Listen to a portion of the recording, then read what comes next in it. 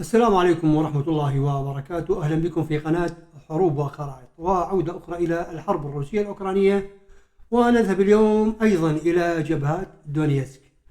ضمن هذه الجبهات حصلت تطورات خلال الساعات الماضية في هذه الجبهات، وخصوصا في شمالها وجنوبها. أين حصلت هذه التطورات؟ وخصوصا محاولات القوات الروسية للتقدم من أجل السيطرة على مقاطعة دونيتسك في إقليم الدونباس. كل ذلك سنناقشه إن شاء الله خلال هذه الدقائق. أولا الخبر نأخذه عن موقع لايف UAMAP.com، يقول أن القوات الروسية نفذت هجوما تجاه منطقتي براشكيفكا وديمتريفكا في جبهة أو اتجاه سلوفيانسك، وسلوفيانسك هي المناطق الشمالية من مقاطعة دونيتسك.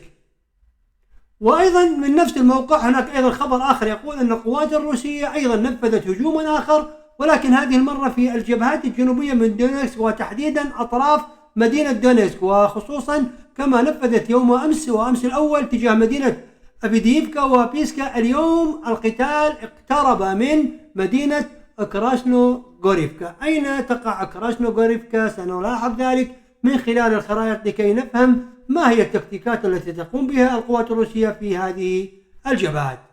أولا نلقي نظرة بصورة عامة على عموم الجبهات في الحرب الروسية الأوكرانية لغاية يومنا هذا. أولا الجبهة الأولى هي جبهة سيفريكس، وهي الجبهة بعد أن سيطرت القوات الروسية على ليشانسك حاولت أن تتقدم نحو سيفريكس من أجل الاقتراب من مدينة تورسك، وأيضا جبهة باخموت إلى الجنوب من كراماتورسك.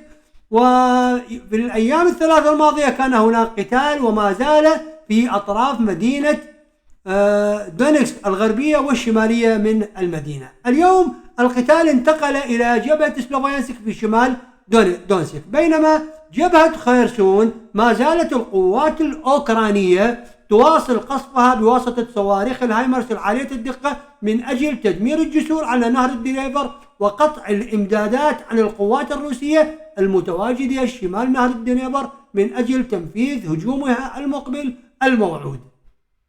ننتظر هذا الهجوم بالرغم من أنه كان هناك هجمات صغيرة وموضعية في بعض المواضع شمال نهر الدنيبر، إلا أنه لحد الآن لم تقم أوكرانيا بهجومها الكبير المقابل في مدينة أو مقاطعة خيرسون.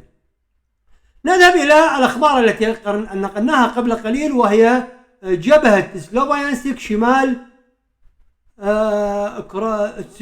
دونسك، وأيضا جنوب دونسك حول مدينة دونسك عاصمة مقاطعة دونسك. إذن الآن الاشتباكات والمناطق المشتعلة بالقرب من سلوفيانسك في الشمال وحول مدينة دونسك ضمن مقاطعة دونسك في إقليم الدونباس. نذهب أولا إلى شمال دونسك وتحديدا جبهة سلوفيانسك. هذه هي جبهة سلوفيانسك وهذه هي مدينة سلوفيانسك، والاشتباكات جرت ما بعد الحدود الإدارية ما بين دونسك وخاركيف وتحديدا جنوب مدينة إزيوم. حاولت القوات الروسية في الساعات الماضية الانطلاق أو التقدم نحو مدينة برازكيفكا ومدينة ديمترييفكا من أجل الاقتراب من مدينة بارفينكوف، ويبدو واضحا أن القوات الروسية تحاول أن تتقدم جنوب أزيوم من أجل إحاطة مدينة سلوفيانسك من الغرب. وهذه المحاولات منذ قرابة الشهر، والقوات الروسية تقوم بهذه المحاولات أولا بسبب الدفاعات القوية شمال مدينة سلوفيانسك، وأيضا القيام بمناورة وقطع خطوط الإمداد عن مدينة سلوفيانسك من الجهة الغربية. ولكن ما زالت القوات الروسية لم تستطع أن تحدث تقدما ملحوظا في جبهات جنوب أزيوم تجاه مدينة سلوفيانسك أو جبهة سلوفيانسك. نذهب إلى الجبهة الثانية التي حدثت فيها اشتباكات في مقاطعة دونسك، وهي جبهة مدينة دونسك أو شمالها وغربها. أين حصلت الاشتباكات في الساعات الماضية؟ هذه هي خريطة الاشتباكات في للساعات الماضية في شمال وغرب مدينة دونسك. في اليومين الماضيين كما ناقشنا ذلك في الفيديوهات السابقة، كانت محاولات القوات الروسية إحاطة مدينة أفيديفكا من الشمال ومن الجنوب، وأيضا الاقتراب من مدينة بيسكي، إلا أن القوات الروسية لم تحرز تقدما ملحوظا في هذه الجبهة. لذلك نلاحظ اليوم أنها تقوم بهجوم ولكن إلى أقصى غرب مدينة دونسك من أجل الوصول إلى مدينة أو كراسنو غوريفكا، وفعلا القتال اقترب من هذه المدينة. ويبدو واضحا أن القوات الروسية أيضا تريد أن تتقدم غرب دونيتسك من أجل إحاطة منطقتي أفيديفكا وبيسكا من الجهة الغربية. ولكن السؤال هو، هل ستتمكن القوات الروسية من السيطرة أولا على كراسنو غوريفكا وبعد ذلك تقوم بإحاطة القوات الروسية في بيسكا وأفيديفكا؟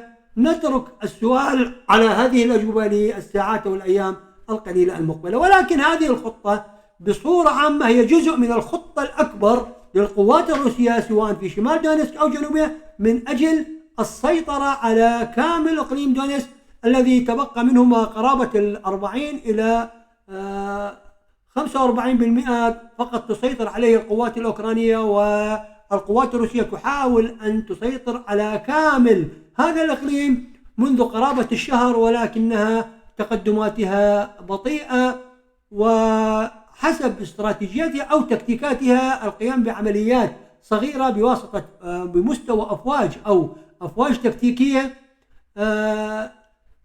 بجبهات متفرقة من أجل أن تقوم بقضم الأرض شيئا فشيئا، ولكن ذلك يتطلب وقتا طويلا على العكس من القيام بالعمليات الكبرى والمناورات الكبرى بمستوى لواء أو فرقة أو حتى فيلق. لكن هذه التكتيكات الآن روسيا لم تستخدمها لحد الآن، أو الهجوم بالكتل الكبيرة على مستوى فرقة فأكثر، ولكن ما زالت تمارس نفس الأسلوب وهو الهجوم بالأفواج التكتيكية والهجوم تجاه قرى صغيرة، وهكذا تسيطر على قرية أو قريتين كل يوم أو يومين وبعد ذلك تتقدم.